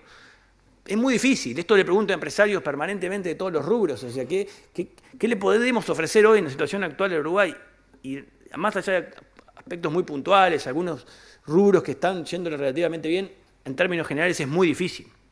En el año 98 teníamos una inversión similar a la del 2014, siempre con combustibles altos. Es un mal endémico del Uruguay que viene dado por el régimen de monopolio que tenemos, que tiene que abrirse permanentemente a la competencia. Pero teníamos en aquel momento salarios en el promedio histórico, sí, con un financiamiento más caro, pero precio de alimentos en nivel de un 20%. Entonces, acá lo que importa tener claro es que hay que apagar esas luces, y la que no hay que apagar es la de los salarios. O sea, sería la salida no deseada, la salida triste, ir hacia una mega devaluación, que en otras palabras significa un hundimiento de los salarios reales, y un reconocimiento que el Uruguay no puede atraer inversión si no es a costa de salarios bajos y de pobreza, porque al fin y al cabo es aumentar los niveles de pobreza y es hacer el ajuste por el lado más débil, y de reconocimiento que no podemos hacer las reformas que hay que hacer abajo, que es generar los niveles de competencia para aceptar que somos un país con mejor calidad de vida y poder en ese país atraer la inversión. El trabajo es monumental. Pero creo que si no somos conscientes de que hay que hacerlo y si pensamos que no es posible, no hay ajuste de gastos que permita generar en el Uruguay una deuda sostenible sin crecimiento. Y créanme que si no hacemos algo ahí abajo, en los fundamentos, si no bajamos estos aranceles que Uruguay tiene que pagar, si no facilitamos la inversión productiva en el Uruguay, va a ser muy difícil traer inversión. Voy a cerrar con un comentario sobre apertura comercial, porque creo que es la llave para lograr mejoras en este indicador de facilidad para hacer negocios. Esto no es muy difícil que se autoimponga las mejoras si uno no se ve presionado por la competencia externa. Uruguay logró históricamente grandes saltos de apertura. Por ejemplo, en el año 74 tuvo una reducción muy fuerte de aranceles y logró el país pasar de un promedio de apertura comercial de exportaciones e importaciones del PBI de 25% a un escalón superior que se mantuvo durante muchos años del 40%. Eso fue una mega reforma aperturista liderada en su momento por el ministro Alejandro Beck Villegas. Luego viene una nueva suba de la apertura comercial, que más que por cambios de acuerdos comerciales o reducción de tarifas, vino dado por un contexto internacional donde China empezó a comprar los productos que nosotros vendemos y generó un salto de la apertura comercial de Uruguay que por algunos años estuvo en torno al 60% del PBI hasta el año 2012. Acá hay mucho efecto precio justamente de eso. Y se terminó, y Uruguay ha vuelto a exportar y a importar solo el 40% del total del PBI. Uruguay no puede sostener un crecimiento con una economía con tan poco grado de apertura. Uruguay tiene que converger nuevamente a los niveles del 60. Ustedes dirán, bueno, pero ¿es posible en este escenario donde China ya es diferente? Bueno, miremos otros países. Miremos, por ejemplo, Chile e Israel, que tiene 60% de apertura, que es lo que tenía Uruguay en el 2012. Es verdad que todos han tenido una reducción de la apertura comercial en un mundo que se ha vuelto más proteccionista, pero tanto Chile como Israel tienen hoy niveles que son sustancialmente superiores al de Uruguay. Así hay que converger. ¿Cómo se hizo? En niveles, Chile hizo su ajuste a través de acuerdos de libre comercio y los ha mantenido. Israel fue por un camino diferente. No importa cómo, lo cierto es que Uruguay tiene que hacerlo. Hay buenas noticias acá. El acuerdo de la Unión Europea es muy bueno, pero no alcanza. No alcanza. Hay que hacer acuerdos con China, hay que avanzar, hay que hacer una apertura comercial sustancial para generar los incentivos necesarios para que vuelva la inversión en Uruguay y permitir que se procesen internamente todas las reformas. El canal que genera, al fin y al cabo, la apertura comercial y el desarrollo es complejo, es muy complejo cómo llegamos desde mayor apertura hasta mayor desarrollo. Le voy a mostrar rápidamente, para terminar, que básicamente la apertura genera incentivos para que haya mayor complejidad productiva y esto es desarrollo. Si uno se fija, todos los países del mundo, su sofisticación de lo que producen y el nivel de desarrollo es una clara relación positiva. Japón produce bienes bien sofisticados y tiene un enorme grado de desarrollo humano medido por el ingreso per cápita, la salud de su población y el grado educativo. Nigeria produce solo petróleo y tiene bajísimo nivel de desarrollo. Uruguay, como siempre, está a mitad de tabla. Miren el contraste en sofisticación y complejidad productiva entre la Alianza del Pacífico, que siguió una política aperturista, y el Mercosur, que siguió una política proteccionista. Es marcada. La Alianza del Pacífico ha logrado complejizar su producción, mientras el Mercosur se ha hundido. Pero no es solo complejidad, sino es calidad. O sea, uno puede producir lo mismo, pero de mejor calidad. Y pasa lo mismo. Suiza produce chocolate de altísima calidad y tiene altísimo desarrollo humano. Sudán también produce petróleo y de baja calidad y tiene muy bajo desarrollo humano. Uruguay está mejor ahí en el sentido que el paquete productivo de la calidad de lo que produce Uruguay, la carne uruguaya, la trazabilidad, ha logrado escalar posiciones en calidad. De vuelta, el contraste entre el Mercosur y la Alianza del Pacífico en la calidad de lo que se produce es marcado. La Alianza del Pacífico ha mejorado sustancialmente la calidad de su paquete exportador, por más que sean commodities, porque el commodities no valen todo lo mismo. No es lo mismo, repito, un kilo de carne con trazabilidad que sin trazabilidad, no es lo mismo fruta orgánica que no orgánica, y ahí es donde viene la diferencia. ¿Cómo se genera eso? Se genera con inversión y con innovación. Si no están dados los incentivos para invertir y para innovar, es muy difícil que haya más complejidad y mayor calidad productiva y por ende más desarrollo. Ahí es donde entra la apertura. Hay un canal que genera la apertura, esto lo medimos a nivel de una publicación científica, que la apertura comercial genera los incentivos para la inversión y para la innovación y por ende gatilla estos dos canales que son los que necesita el Uruguay para poder seguir avanzando. Más allá de la historia esta que le acabo de contar, voy a cerrar con unos números. O sea, si uno agarra todos los países emergentes en los últimos 20 años y se fija ¿cuáles aumentaron su inversión como porcentaje del PBI en los últimos 20 años? ¿Quiénes lograron atraer inversión? El 87% fueron países que redujeron las tarifas al comercio exterior, que se abrieron. Entonces la inversión llegó a los países que se volvieron más abiertos como la Alianza del Pacífico. Y no llega a los países que se mantienen cerrados como el actual régimen del Mercosur. Pero más allá de la inversión, que es un canal intermedio, lo que importa al fin y al cabo es el desarrollo, y ahí también es contundente. El 80% de los países que mejoraban la calidad de vida de su gente en los últimos 20 años lo hicieron bajando tarifas. Los canales son complejos, hay ganadores y hay perdedores, pero al final la historia es feliz. Al final la historia es que mejora el desarrollo humano de los países y así lo muestran los números. Acá puede haber interpretaciones, puede haber ideología atrás, lo que no puede haber es discusión que uno acá agarra los países. ¿Qué tarifas cobraban hace 20 años? ¿Qué tarifas cobran ahora? ¿Qué posición tienen en el ranking de desarrollo humano de las Naciones Unidas? ¿Qué posición tienen ahora? Y esto dan los números. Así que cuando discutamos estos temas que se van a discutir mucho de ahora en más, hay que discutirlos sobre esta base de números y no sobre preconceptos ideológicos que no nos ayudan mucho a resolver el enorme problema que tiene el país por delante, que es, como les decía, muy complejo. Miren, con datos concretos de carne y hueso, más allá de todos estos casos, miren la diferencia entre Chile y Perú con la caída de tarifas que han mostrado y Uruguay y Argentina. Cómo han mejorado en el desarrollo humano Chile y Perú en términos relativos y cómo Uruguay y Argentina mucho menos. A pesar de que han mejorado Uruguay y Argentina en el índice de desarrollo humano desde los últimos 20 años, mucho menos que lo hacen los países que tuvieron una mayor apertura. Y cierro con esta frase que me gusta mucho de un libro que les recomiendo que lean el que no leyó, que es ¿Por qué los países fracasan?, de los profesores de Harvard y de Chicago, ahora Robinson, que es buenísimo porque analiza todos los casos desde los tiempos inmemoriales de los países que le fue muy bien y los que le fue muy mal, qué hicieron, qué no hicieron, si era un tema cultural, si era un tema de clima, si era un tema genético. Y la conclusión es que todo eso que se dice, que hace calor, hace frío, no tiene nada que ver. Acá lo único que importa son las políticas que se llevan a cabo. Y hay una frase ahí muy buena que dice que los países pobres lo son porque quienes tienen el poder toman decisiones que crean pobreza. Al fin y al cabo lo que importa es lo que hacemos. Y al fin y al cabo depende de nosotros. Y esto es lo que hay que tener claro. O sea, las políticas que desarrolla el gobierno son las que nosotros vamos ahora en las próximas elecciones a elegir para que lleven a cabo. Y esas van a determinar el futuro del país y tienen que ser urgentes y profundas porque la situación, repito, es extremadamente complicada. Muchas gracias.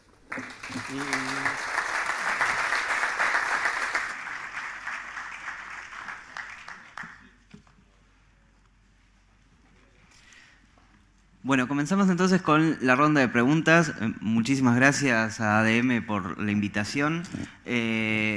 Vamos a tomar algunas preguntas de las que hicieron, a concentrarlas en algunos temas y reformularlas de alguna manera. Comenzando por la cuestión fiscal, que estuvo presente en algunas de las exposiciones. Cuando uno escucha a los candidatos y a sus asesores, hay una consideración en mayor o menor medida sobre el problema fiscal. Sin embargo, las soluciones que se plantean todas pasan por ajuste de gasto y apelar a un mayor crecimiento para la solución. Parece ser un ajuste inocuo donde no hay perdedores y donde no hay ningún sacrificio por nadie dentro del sector privado. Mi pregunta ¿es posible un ajuste fiscal de la magnitud que se necesita y en los tiempos que se necesita sin subir impuestos ni tarifas? Es perfectamente posible, no es inocuo. Bajar gastos genera, obviamente, que alguien va a perder y alguien del sector privado también va a perder porque el gasto público termina yendo a los bolsillos de muchas personas.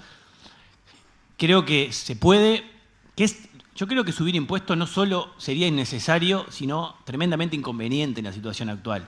Generaría los desincentivos para un crecimiento. De hecho, ya lo vivimos. Este gobierno, si uno se fija, este gobierno desde que asume, frena el crecimiento del gasto, sube impuestos, sube marcadamente el IRPF, sube la carga final del IRAE.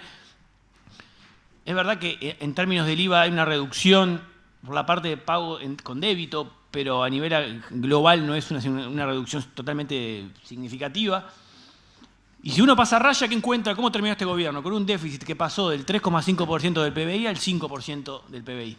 Si uno se fija cómo terminó la actividad económica, no hubo un estancamiento total durante los 5 años, cuando se la mide bien.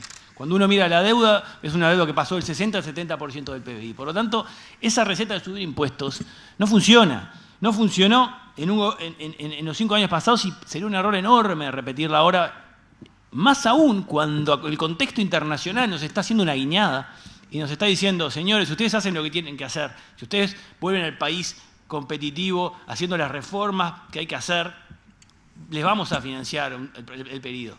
Si logran demarcarse de Argentina, mostrando que son diferentes, si se logra generar la confianza que ya existe a nivel financiero, pero a nivel productivo a través de la rentabilidad, porque al fin y al cabo nadie va a venir acá a invertir para perder plata. Si se logra generar la rentabilidad, el crecimiento va a ser una parte importante del aumento de la recaudación.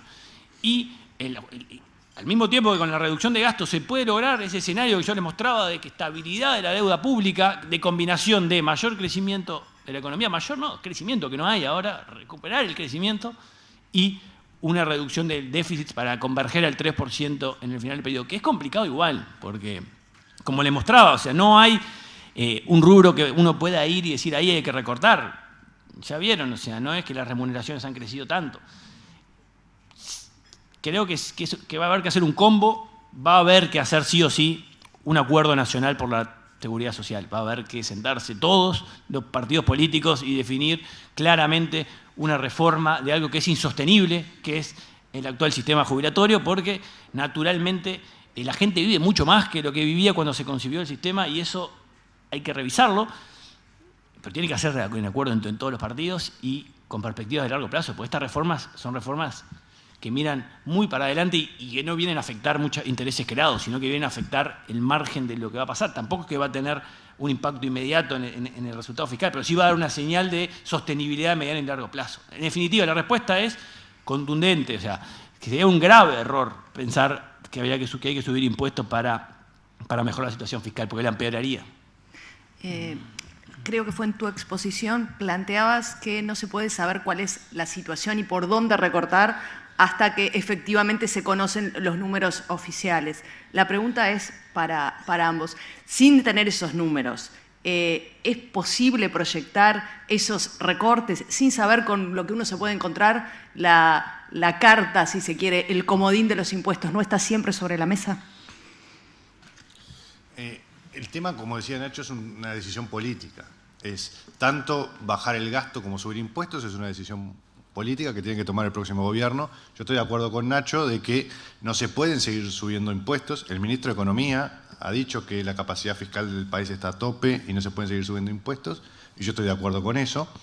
Creo que necesariamente hay que ir por el lado del gasto. Ahora, no es inocuo, estoy de acuerdo. Hay gente que va a estar en contra, no va a ser fácil, pero es necesario ir por el lado de la baja del gasto. Yo planteaba alguna propuesta que me parece que es necesaria. Creo que el presupuesto, la negociación del presupuesto del año que viene es clave, pero hay que hacer cosas antes. Y creo que lo que vos decís de que cómo se puede saber ahora antes de saber bien cómo son las cosas, evidentemente después de que uno está en el gobierno y ve las cuentas y tiene toda la información, puede tomar mejores decisiones. Pero creo que es necesario de entrada dar una señal del estilo de que se va a ejecutar menos presupuesto del que está asignado. Creo que los ministros tienen que asumir con esta instrucción de ejecutar menos de lo que tienen asignado, las empresas públicas tienen que gastar menos, y eso es una decisión política. Es en alguna manera una baja además descentralizada, porque cada uno desde el lugar en el que está va a tener la mejor información para saber de en dónde tiene que bajar el gasto. No es una decisión centralizada. Cada dependencia pública puede ver dónde tiene que bajar el gasto. Pero desde el 1 de marzo tiene que estar la orden de ejecutar menos presupuesto del que hay asignado. En el periodo 2011-2015, cuando la economía argentina impuso medidas restrictivas, control de capitales, control de cambios, trabas burocráticas a las importaciones, Uruguay logró captar una parte de los capitales que expulsaba a ese país. ¿Hoy estamos en condiciones de volver a captar capitales? Si es así, ¿en qué sectores? Y si no, bueno, ¿por qué no? Bueno, yo le decía hoy en la presentación que, dígame ustedes, o sea, si ahora viene un argentino con 100 millones de dólares para invertir en Uruguay, ¿a dónde van a poner, a dónde va a invertir? No hay hoy, lamentablemente, en las condiciones actuales de rentabilidad del país, proyectos demasiado atractivos para ofrecerles, y el sistema financiero ha cambiado radicalmente. O sea, hoy los controles que se han impuesto, difícil de dar marcha atrás, por las presiones internacionales, de la OCDE o de lo que sea, que Uruguay pueda volver a ser una plaza financiera atractiva para determinados fondos de los argentinos. Entonces, no es fácil atraer en este momento, lamentablemente, porque habría una oportunidad para atraer capitales argentinos. Pero la pregunta es ¿dónde? Y yo, la verdad, y estoy todos los días hablando con empresarios de todos los rubros, se me hace muy difícil hoy, si viene un argentino a pedirme recomendación de dónde invertir, decirles, andate al rubro que ahí vas a tener una rentabilidad. Apoyado. El tema de UPM ha estado en la portada de los medios y el gobierno lo ha tomado prácticamente como la mejor noticia del año en materia económica y con una proyección muy auspiciosa para los próximos años. ¿Es una tabla de salvación UPM para Uruguay en estos momentos o tiene otras implicancias que no se están considerando, como puede ser un planchazo en el dólar, dicen por ahí? UPM es un tema extremadamente complejo porque toca intereses de los que no tuvieron los beneficios que sí tuvo UPM para invertir, lo que demuestra que para que lograr una inversión de esa magnitud, la situación actual no es viable, porque básicamente el contrato de UPM, esa luz roja que yo tenía prendido de facilidad para hacer negocios, que incluye lo que es la regulación laboral, que incluye la disponibilidad de capital humano para contratar, que incluye la carga impositiva, que incluye el acceso a la infraestructura. Todo eso se lo da a UPM el gobierno, ¿no? Le vamos a dar los uruguayos a UPM para que se instale y le vamos a bajar radicalmente las trabas para ser rentable. Por lo tanto, lo que demuestra UPM es que si se hacen ese tipo de reformas, hay inversión. El tema es claro, obviamente genera muchísimo rechazo en los que no las tienen y están sufriendo y a su vez también van a sufrir esa caída del dólar, aunque habrá que ver en el combo de las presiones hacia que la moneda se vaya depreciando por lo que estamos viviendo en la región y los nuevos dólares que van a entrar con la inversión de UPM, cómo termina ahí el dólar. Eso es muy difícil de sacar el efecto puro, pero en el fondo, a mí lo más importante de UPM es el mensaje que da. El mensaje para el Uruguay que una empresa que tiene productividad muy alta a nivel internacional, si no se le dan determinados beneficios que implican hacer reformas, porque extender el contrato de UPM es una agenda de gobierno. El próximo gobierno, si dijera, mi agenda de gobierno es que el contrato que va a tener UPM lo pueda tener todo el Uruguay, estaría en un camino adecuado para atraer a la inversión al país. Una aclaración simplemente, el doctor Juan Dura se tuvo que retirar porque tenía que ir a dar clase, así que bueno, nos quedamos con algunas preguntas en el tintero para él, pero se las haremos llegar de todos modos. Una cosa sobre UPM. Sí. Yo estoy a favor de la instalación de UPM, de la inversión, creo que es una buena noticia para el país. Estoy de acuerdo con Nacho, que plantea el programa de reformas que tiene que hacer Uruguay. ¿Cuáles son las condiciones que pidió UPM? Exoneraciones tributarias, va por el lado que hay que bajar la carga fiscal. Obras de infraestructura, donde tenemos rezago importante. Cambios en el sistema educativo, ¿no? Formación específica para gente calificada para los puestos de trabajo que se generan en UPM. No pidió nada de inserción internacional porque no lo necesita, pero es otra de las áreas donde es necesario hacer reformas de fondo. Creo que estoy de acuerdo con Nacho que es un buen punteo de dónde son los temas en Uruguay tiene que hacer reformas. Una puntualización respecto a lo que ustedes plantean en ese sentido. Estamos hablando de que Uruguay se muestra como un estado de reacción ante estas cosas y no de propuestas para hacer esos cambios que se necesitan. ¿Esto sería una muestra de eso? Sí, creo que sí. Termina siendo a medida y a pedido cosas que tendrían que ser generales. ¿Qué sería lo ideal? Que estas condiciones estén extendidas para todo el mundo. Idealmente tendría que haber reglas de juego conocidas, iguales para todos y que permitan llevar adelante inversión en distintos rubros y sin que haya que hacer contratos a medida. Para eso hay que tener otras condiciones en la economía, en la que tiene la economía uruguaya hoy. Estoy de acuerdo, requiere una medida proactiva para mejorar el combo de competitividad que yo describía, que hoy es complejo. Ustedes describían un escenario de atraso cambiario. Pensando en eso, ¿cómo evalúan la política de intervención cambiaria del Banco Central y, sobre todo, cuál debería ser hoy en día, y dadas estas condiciones, una cotización del dólar competitiva para Uruguay? Es muy difícil decir un valor del dólar competitivo porque ahí lo que importa es la inflación también, ¿no? O sea, si el dólar sube y Uruguay es de los países que tiene un impacto más directo sobre la inflación cuando sube el dólar, lo que se gana por un lado se pierde por el otro. Entonces, acá lo importante es lograr ir convergiendo en el mediano plazo a un tipo de cambio real más competitivo que hoy está un 20% arriba de los niveles actuales. Uruguay tiene que cerrar un gap en los próximos años que no es fácil, porque la realidad, este año probablemente lo logremos, ir cerrando una parte, se deberían repetir devaluaciones mayores a la inflación del entorno del 6-7% durante los 5 próximos años para recién poner a Uruguay en su promedio histórico de paridad cambiaria con respecto al dólar. Entonces, estamos 20% más caros y subir y mejorar eso implica una redistribución de recursos entre sectores productivos que favorecen a los transables, a los exportadores, y que perjudican a los no transables, que son los que tienen menores niveles de productividad y están protegidos en muchos aspectos y que están generando en parte este problema. Y ahí es donde viene la clave, porque esos son los sectores que Uruguay tiene que reformar y que están atados a comentarios que hacía Juan Dura al principio de los problemas regulatorios y de competencia que hay en todos los mercados, fundamentalmente en los que no son no transables. Ahí hay que ir a morder para lograr la ganancia de competitividad que necesita el país. Estoy de acuerdo. Creo que tenemos un atraso cambiario acumulado.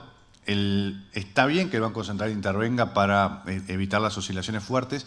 El tema es que lo está haciendo a partir de un nivel de atraso cambiario que venimos arrastrando. Entonces, está atajando el dólar hacia un nivel más alto que tendría que ir. Estoy de acuerdo con Nacho que es muy difícil dar un número, pero va a haber que ir dejando el dólar en forma gradual, porque las devaluaciones fuertes tienen efectos negativos, pero hay que ir hacia un dólar más alto en los próximos años.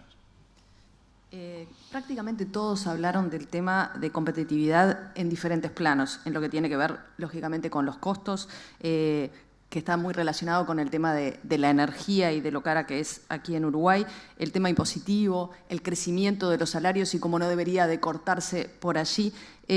Con este escenario y teniendo en cuenta además lo que planteaba Dubra al arranque, donde parece ser que la competitividad no está por lo menos regulada de la mejor manera en Uruguay para que las reglas sean justas y claras, ¿cuál es el escenario para que Uruguay pueda mejorar en ese sentido? Creo que, como decía hoy, o sea, solo cuando hay una apertura comercial que obliga a procesar estas reformas de forma profunda se pueden lograr efectivamente. Todos sabemos que eso está mal, o sea, no hay nadie en el Uruguay que defienda, o poca gente que puede defender lo que se acaba de comentar. El tema es cómo hacerlo, y cómo imponerlo, y cómo generar el proceso en el cual se tiren abajo las enormes resistencias que van a haber por parte de los implicados directamente. Y eso solo se puede lograr de forma efectiva con una apertura de la economía. Eso por lo menos es la visión que yo tengo y lo que ha pasado históricamente en los países que han avanzado en estos frentes. La apertura es clave y el combo de competitividad. A partir de ahí es que se recuperan los niveles de inversión y que puede volver a haber crecimiento. La apertura es clave. Si bien ahora el Mercosur se empezó a mover, y eso es una buena noticia, hay que ver cuánto dura eso, porque se dio por una coyuntura política muy particular, que fue que coincidieron dos presidentes aperturistas en Argentina y en Brasil, que es algo absolutamente excepcional. Y se está por acabar. Entonces, Uruguay tiene que tener una política de inserción internacional que no dependa del Mercosur. Esa es una pata clave. Por último, para ir cerrando, mi pregunta va sobre el mercado laboral. Ustedes hablaron de los salarios como parte del esquema de costos que está afectando la competitividad de las empresas. Entonces, ¿qué responsabilidad tiene en eso el marco institucional donde se deciden esos salarios y las reglas de juego que rigen las relaciones laborales en Uruguay? ¿Dónde deberían haber, si las tiene que haber, modificaciones en esos aspectos para mejorar esa competitividad? Creo que hay que hacer cambios a la regulación laboral, hay que hacerle retoques para adaptarla a los tiempos que corren. Se ha quedado vieja. El ejemplo más claro es la determinación de la jornada laboral en una ley de 1915. Tiene más de 100 años la ley que define la jornada laboral en el Uruguay.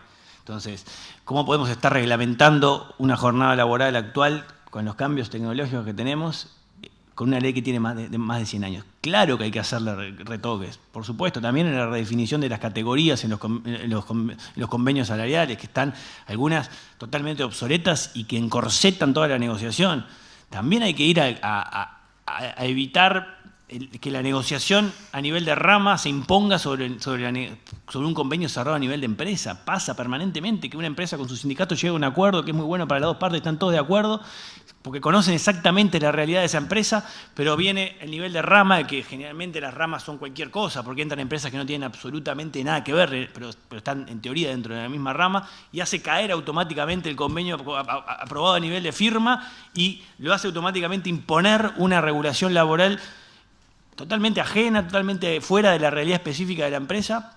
Solo piensen en la rama otros que hay ahí, un residual que entran en empresas que no tienen absolutamente nada que ver y todas tienen que ajustar los salarios de la misma manera. Hay disparates a esta altura que están pasando, que son lujos, más que disparates, que Uruguay ya no se los puede dar. Porque yo decía hoy que Uruguay tiene que lograr mantener los niveles de salario, mantener el nivel de vida de la población y generar los ajustes necesarios a nivel de regulación y a nivel de institucionales para que en este nivel de calidad de vida se pueda volver a ser atractivo el país, que hoy no lo es. Entonces, tengamos claro, o sea, si no hacemos los ajustes, no va a poder ser sostenible eso es lo que todos queremos, que se mantengan los niveles salariales y sigan creciendo. Hoy se acabó, se terminó el margen si no se hacen reformas y retoques como esa que acabo de decir de la regulación laboral. Dos cortitas. Una, el tema de la definición de las categorías, estoy de acuerdo, es un tema clave. Hay cosas absurdas en la forma como se definen algunas categorías de trabajo. Y la otra es, hay que ir a un sistema de negociación más descentralizado. ¿Esto qué quiere decir? Tomar en cuenta la realidad, que hoy los consejos salariales no los toman. No es lo mismo una empresa en Montevideo que una empresa del interior, una empresa con 2 trabajadores que una empresa con 500. Hay que tener una matriz para negociar mucho más compleja que la que se tiene hoy, para que se puedan negociar condiciones que sean razonables al nivel de la empresa en que se está negociando. Muchas gracias. Les haría la pregunta que le hacemos a nuestra compañera Laura Raffo, todos los compañeros, ¿cómo cierra el dólar este año? Pero bueno, la dejamos para otro momento. Gracias. Muchas gracias a quienes nos han acompañado, Hernán Bonilla, Juan Dubra, Ignacio Munyo y por supuesto a los moderadores Mariana Retén y Federico Comesaña. Muchísimas gracias a todos ustedes también que nos han acompañado en la mañana y a quienes estamos invitando a las próximas actividades de la Asociación de Dirigentes de Marketing del Uruguay. Que tengan buen día.